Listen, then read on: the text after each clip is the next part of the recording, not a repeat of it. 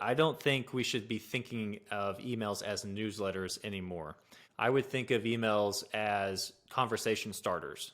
Ultimately, you're trying to generate sales, but it doesn't mean every email should be salesy. It's just that you're not trying to pretend you're not trying to sell them. So now the question is, okay, so what do I say that's in between them opening this email and them wanting to buy from me? And that's where the conversation starters come up. So this could be things like taking a commonly held myth in your industry and busting that myth or proving it wrong. That's a fun topic.